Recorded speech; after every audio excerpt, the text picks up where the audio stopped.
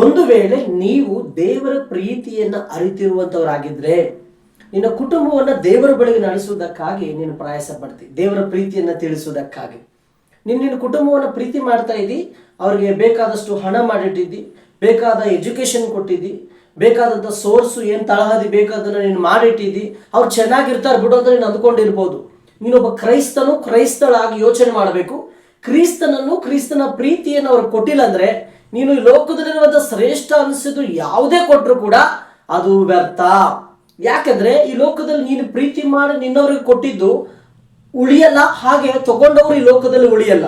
ಕ್ರಿಸ್ತನ ಪ್ರೀತಿಯನ್ನು ಕೊಡ್ರೆ ನೀವು ಆಟೋಮೆಟಿಕ್ ಆಗಿ ಆ ಪ್ರೀತಿ ತಮ್ಮನ್ನು ದೇವರ ರಾಜ್ಯದಲ್ಲಿ ಕೂಡ ನಡೆಸ್ಕೊಂಡು ಹೋಗ್ತದೆ.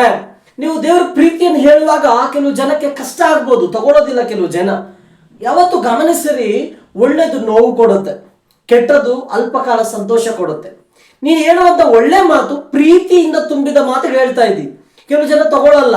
Y I should be like you, ನಿನ್ನ ಹಾಗೆ ನಾನು ಯಾಕೆ ಇರಬೇಕು, ನಂದೇ ಸಪ್ರೇಟ್ ಲೈಫು, ನಂದೇ ಸಪ್ರೇಟ್ ಆಸೆಗಳು, ನನ್ನ ಲೈಫೇ ಸಪ್ರೇಟು ಅಂತ ಬದುಕ್ತಿರ್ತಾರೆ. ಅಂತ ಅವ್ರ ಹತ್ರ ಹೋಗಿ ನಾವು ಕ್ರಿಸ್ತನ ಪ್ರೀತಿಯನ್ನು ಹೇಳಿ ಒಳ್ಳೆ ದಾರಿಯನ್ನು ಹೇಳುವಾಗ ಆಟೋಮೆಟಿಕ್ ಆಗಿ ಅವರು ಫೈರ್ ಆಗ್ತಾರೆ, ನಮ್ಮ ಮೇಲೆ ಕೋಪ ಕೊಡ್ತಾರೆ.